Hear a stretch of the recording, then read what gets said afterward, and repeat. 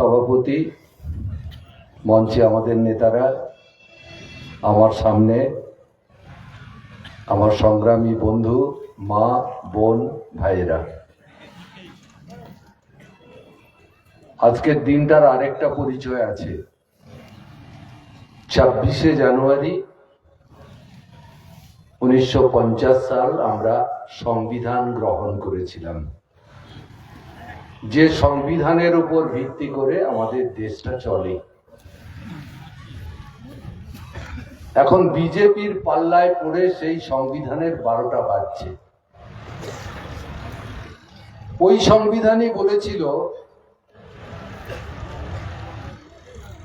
আপনি আপনার পছন্দের সরকার নির্বাচিত করবেন প্রতি 5 বছর অন্তর। রাজ্যেও আপনি আপনার পছন্দের সরকার তৈরি করবেন, গ্রামেও করবেন। সংবিধানের কথা। আপনার কি কি অধিকার সংবিধান বলে দিয়েছে। আপনার মত প্রকাশের স্বাধীনতা বলে দিয়েছে সংবিধান।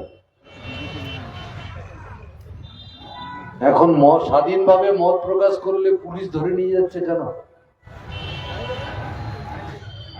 সরকার যা চায় সেখানে ভিন্ন মত পোষণ করলে আপনার জেল হচ্ছে কেন? সাংবাদিকরা স্বাধীনভাবে খবর লিখলে, খবর প্রচার করলে তাদেরকে জেলে পচে মরতে হচ্ছে। আমি যা বলবো তাই লিখতে হবে, আমি যেটা টিভিতে দেখাতে বলবো সেটাই দেখাতে হবে। সংবিধানে যা লেখা আছে তার ঠিক উল্টো উল্টো কাজ হচ্ছে। আমরা আমাদের সম্মেলন চলতে চলতে আজকে জাতীয় পতাকা উত্তোলন করেছি এবং এই সংবিধানকে বাঁচানোর শপথ গ্রহণ করেছি। গরিবকে বাঁচানোর লড়াই, খেটে খাওয়া মানুষকে বাঁচানোর লড়াই, পিছিয়ে পড়া মানুষ তাদেরকে জাগিয়ে তোলার লড়াই, সে লড়াই থেকে সংবিধান বাঁচানোর লড়াইটা আলাদা নয়। আমি আপনাদের একটু স্মরণ করিয়ে দিতে চাই, এই রাজ্যে যখন বাম ফ্রন্টের সরকার আপনারা তৈরি করেছিলেন, তখন মানুষ বলতো আর কিছু পাই বা না পাই, মাথা উঁচু করে বাঁচবার স্বাধীনতা পেয়েছি। কারো চোখ রাঙানি সহ্য করে বাঁচতে হয় না। কেউ ইচ্ছা করলে ছোট লোক বলে আমাদের ঘাড়ে দুটো চটির বাটি মারতে পারে না। জমিতে অধিকার পেয়েছি, ভাগ চাষ করতাম, রেকর্ড হয়েছে। আমাদের তৈরি করা পঞ্চায়েত গায়ে গায়ে কাজ করছে, সেই পঞ্চায়েতই কাজের ব্যবস্থা করছে মানুষের জন্য।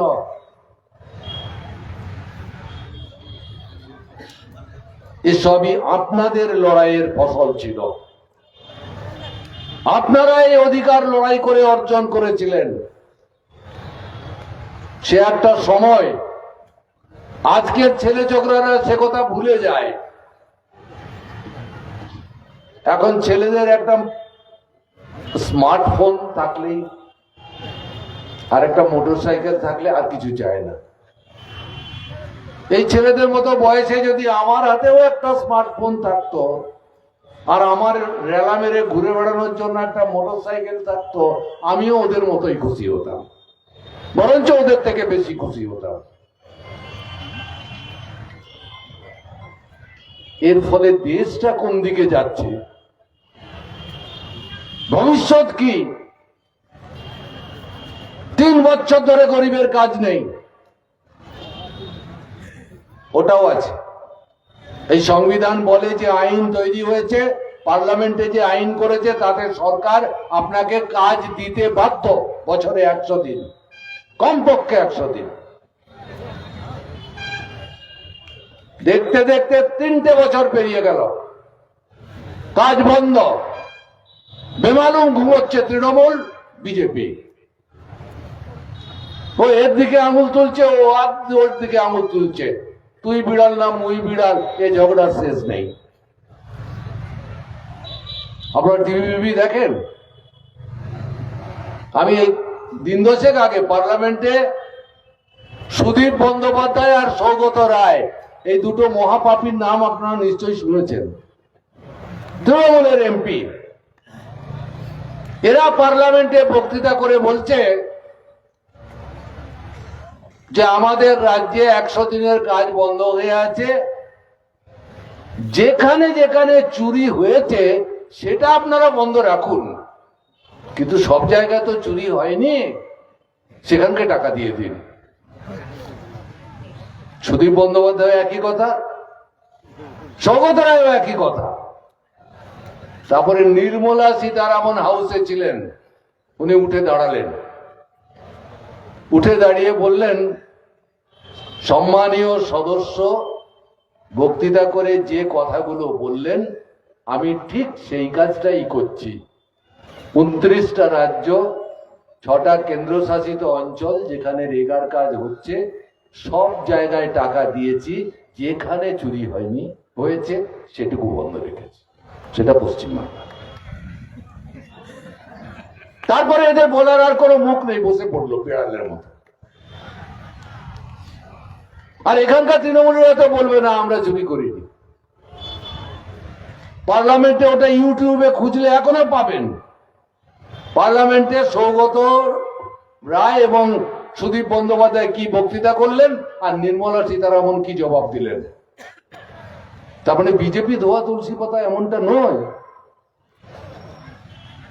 আমাদের রাজ্যে যে জব কার্ড আছে তাদের প্রত্যেককে 100 দিন কাজ দেওয়ার জন্য যে টাকা, সেই বরাদ্দকে দিতে হবে। চুরি করেছে বলে অনন্তকাল চলতে পারে না। চুরি যদি করেছে তুমি জানো, তুমি ধরছো না কেন? তুমি জেলে পাঠাচ্ছ না কেন? তুমি টাকা উদ্ধার করছো না কেন? চোরও থাকবে, তৃণমূলও থাকবে, গরিবের কাজ চলে যাবে, আর বিজেপি এদিকে ওদিকে আঙুল তুলে কালক্ষেপ করে যাবে। শুধু চিরকাল কি এরকম চলবে? গোটা দেশের মানুষ কাজের যে সুযোগ পাচ্ছে আমরা পাচ্ছি না তৃণমূলের জন্য। কিন্তু আমরা রাস্তায় নেমে যদি এই বিডিও, এই পঞ্চায়েতে গিয়ে বলি আইনে বলা আছে, আইনটা পাল্টায়নি, কাজ তোমাকে দিতে হবে, ওদের 14 পুরুষ কাজ দিতে বাধ্য, 14 পুরুষ কাজ দিতে বাধ্য। ও বলে দেবে যে দিল্লি টাকা দেয়নি তাই আমরা কাজ দিচ্ছি না, বলি ওসব কোনো কথা শোনার নেই। আমি অনেক জায়গায় আমার নিজের অভিজ্ঞতার কথা একটা বলি। আমি 78 সালে প্রধান ছিলাম, একটা গ্রাম পঞ্চায়েতের প্রধান। তো পুজোর আগে গরিবদের একটু কাজ দিতে হবে, ওদের বাচ্চারাও তো পুজো করবে, ওদের একটু নতুন জামা কাপড় চাই। পুজোর 3-4 দিন গরিব কাজ করবে না যাতে হাঁড়িটা চড়ে। তো আমরা সব দিক বিচার বিবেচনা করে পুজোর আগে যেমন করে হোক গরিবকে 3-4 দিন কাজ দেওয়ার ব্যবস্থা করতাম, কোথাও 7 দিন, কোথাও 10 দিন। কাজ হয়েছে, কিন্তু চেক ক্যাশ হয়নি বলে 6ষ্ঠীর দিন টাকা দিতে পারলাম না। তো গরিব মানুষ এসে ঘেরাও করল। ওদের নিয়ে তো এতদিন লড়াই করেছি, কখনো কাজের দাবিতে, কখনো রিলিফের দাবিতে, কখনো পানীয় জলের দাবিতে বিডিওকে ঘেরাও করেছি, ওরা এবার আমাকে ঘেরাও করে। যে টাকা না দিলে ছাড়াছাড়ি নেই। আমি বললাম খুব ভালো, আমরাই তো শিখিয়েছি আন্দোলন করতে। তোমার অসুবিধা হলে তো তুমি নিশ্চয়ই আমাকেই বলবে, আর কোথায় যাবে? তো যাই হোক, বাজারে গেলাম, বিভিন্ন ব্যবসাদারদের কাছে গিয়ে বললাম 10,000 টাকা ধার দাও কিছুদিনের জন্য। এই করে প্রায় 4 লাখ টাকা ব্যবসাদারদের কাছ থেকে নিয়ে গরিবকে পেমেন্ট করলাম। পুজো হলো, চলে গেল। আমি এখন গরিবদের বলি তোদের সেই রাগটা গেল কোথায়? 3 বছর কাজ পাওনি, তুমি 24 ঘন্টার মধ্যে পেমেন্ট দিতে পারিনি। কোদালের বাট নিয়ে বললো বসিয়ে দেবো মাথায়, টাকা দাও। খুব ভালো। এখনকার ছেলে ছোকরা যারা, তাদের বাবা কাকা তারাই করেছে এটা, আমার একটুও খারাপ লাগেনি। গরিবের এই রাগটা আমার ভালো লেগেছে। কিন্তু 3 বছর ধরে তোমাকে বঞ্চিত করে রেখেছে কাজ থেকে, তোমার ন্যায্য পাওনা থেকে। তোমার মধ্যে সেই রাগ দেখতে পাচ্ছি না কেন? কিসের ভয়? কতদিন ভয় করে বাঁচবো? এভাবে বাঁচা যায় না। তাই আমরা ঠিক করেছি, মানুষের উপর দোষ চাপিয়ে তো কোনো লাভ নেই। মানুষকে পথ দেখানোর দায়িত্ব এই লাল ঝান্ডার পার্টিটার আছে। মানুষ যদি লড়াইয়ে আন্দোলনে আসতে একটু ভয় পাচ্ছে, তার ভয় ভাঙানোর জন্য তার দরজায় আমাকেই যেতে হবে। আমি একটু বেশি বুঝি বলেই তো আমি নেতা, আমি পার্টির কর্মী, আমার কথা লোকেরা শোনে। তাহলে মানুষের মধ্যে কোনো ভুল বোঝাবুঝি থাকলে মানুষকে এটা বোঝাতে হবে। আমি তো আপনাদের জেলার একটা স্কুলের ছবি দেখেছিলাম, একটা স্কুল ছিল, বন্ধ হয়ে গেছে, রাস্তার ধারে, গ্রামটা আমি ভুলে গেছি নামটা। আচ্ছা, এই যে একটার পর একটা স্কুল বন্ধ হয়ে যাচ্ছে, 8000 স্কুল বন্ধ হয়ে যাচ্ছে গোটা রাজ্যে। কার ক্ষতি? যার টাকা আছে সে প্রাইভেট স্কুলে বাচ্চাকে পড়াতে নিয়ে মাসে 3000 টাকা খরচা করবে বাচ্চার পিছনে। গাড়ি আসবে, বাচ্চাকে নিয়ে যাবে, পড়াবে, আবার বাড়িতে ফেরত দিয়ে যাবে, মাসের শেষে সে 5000 টাকা খরচা করবে। এখনকার বহু ছেলের বাবা মা তারা মনে করে আমাদের একটাই কাজ ছেলেকে ভালো করে মানুষ করা, দরকার হলে ওর জন্য 3000 খরচা করব, 5000 খরচা করব, 10,000 খরচা করব, 1 লাখ টাকা খরচা করব প্রতি মাসে। আমার গরিব মায়েরা কোথায় পাবে?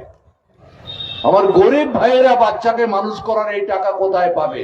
সরকারি স্কুল, সরকারি হাসপাতাল ছাড়া আপনার যাওয়ার জায়গা কোথায় আছে? জায়গা নেই, সেগুলো বন্ধ হয়ে যাচ্ছে, বেসরকারি মালিকের হাতে চলে যাচ্ছে। স্কুলে শিক্ষক নিয়োগ হচ্ছে না, পড়াশোনা হচ্ছে না। প্রাইমারি স্কুল, হাই স্কুল, সর্বত্র দেখুন, আগে যত ছেলে মেয়ে ভর্তি হতো এখন তত ছেলে মেয়ে স্কুলে ভর্তি হচ্ছে না। কি ভবিষ্যৎ আমাদের? শিক্ষা, স্বাস্থ্য, সবকিছুর অধিকার থেকে কি আমরা বঞ্চিতই হয়ে যাব? আপনি যদি আপনার অধিকার রক্ষার জন্য এগিয়ে না আসেন, আপনার অধিকার রক্ষা পাবে না। মানুষের কাছে আমাদের যেতে হবে এই কারণেই যে মানুষ অভিমান করে বলে, এত বড় বিপদ তোমরা বলনি কেন? আমরা তো তোমাদের উপর ভরসা করেই আছি। আমাদের পার্টির লোকের দিকে আঙুল তুলে বলে, আমরা তোমাদের উপর ভরসা করি। এত বড় বিপদ, শিক্ষার চৌপাট হয়ে যাচ্ছে, স্বাস্থ্যক্ষেত্র বরবাদ হয়ে যাচ্ছে, আমাদের একটার পর একটা অধিকার চলে যাচ্ছে, দেশের সংবিধানটা বরবাদ হয়ে যাচ্ছে, মানুষে মানুষে বিরোধ তৈরি হচ্ছে, দাঙ্গা হচ্ছে, ধর্ম নিয়ে হানাহানি হচ্ছে। এত সংকট তোমরা আমাদের বলনি কেন?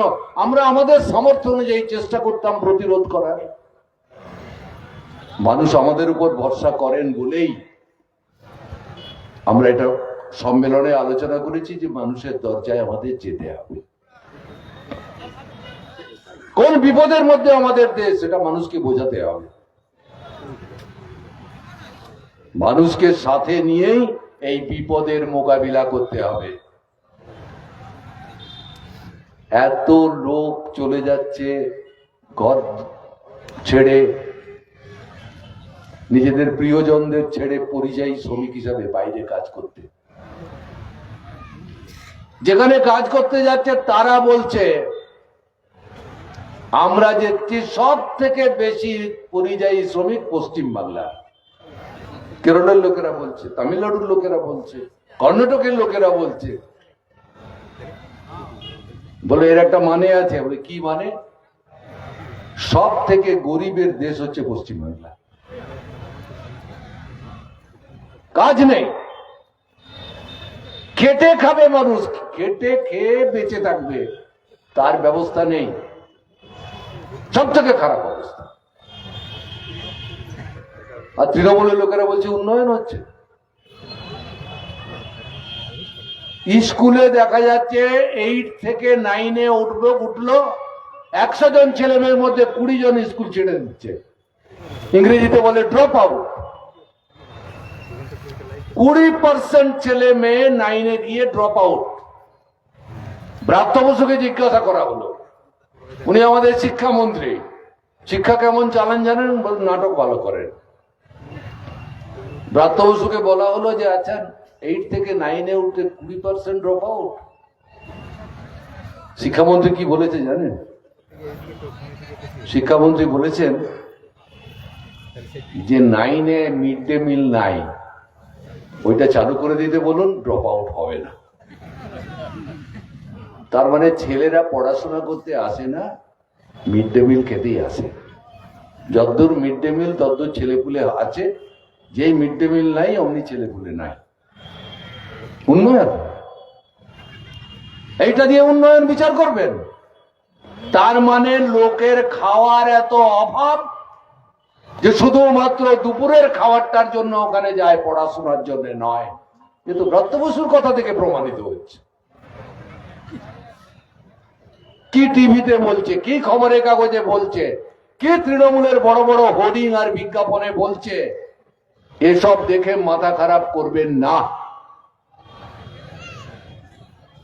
লক্ষ্মীর ভান্ডার থেকে আরো যা যা ভান্ডার, এ তো সরকারের টাকা, আপনার টাকা, আমার টাকা। এ টাকা মা বোনদের দিলে, গরিবদের দিলে, বার্ধক্যগ্রস্তদের দিলে, খেটে খাওয়া মানুষদের পেনশন দিলে কে অখুশি হবে? আমরা তো চাই অন্য রাজ্যের মতো আমাদের রাজ্যের এই গরিব খেটে খাওয়া মানুষের জন্য সরকারি এই অনুদান আসুক। আমাদের টাকা নিয়ে যে কুকীর্তি করছে সেটা থেকে তো বন্ধ। এই যে আরজি করের মামলা লড়বে, কার টাকায়? কার টাকায়? আপনার আমার ট্যাক্সের টাকা নিয়ে পশ্চিমবঙ্গ সরকার হাইকোর্টে মামলা করেছে। এই যে স্কুলে শিক্ষক নিয়োগের দুর্নীতি, তার জন্য হাইকোর্টে, সুপ্রিম কোর্টে বাঘা বাঘা উকিলদের দিয়ে মামলা লড়ছে। কার টাকা? আপনার আমার ট্যাক্সের টাকা।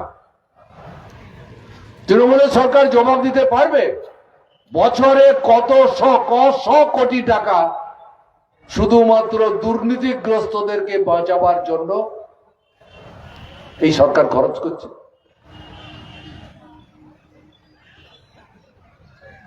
এই টাকা অপচয় হওয়ার থেকে আমাদের মা বোনেদের স্বনির্ভর করবার জন্য যদি অনুদান দেওয়া হয়, লক্ষ্মীর ভান্ডার দেওয়া হয়, তার থেকে ভালো হবে।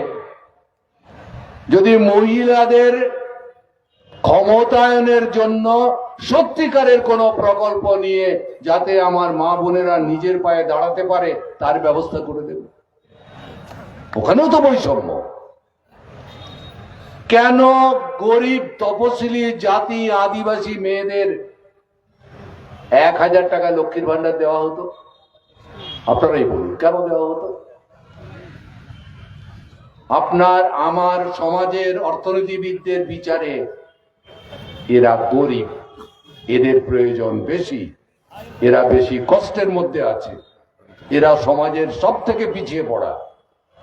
অতএব এদের মেয়েরা পাবে 1000 টাকা।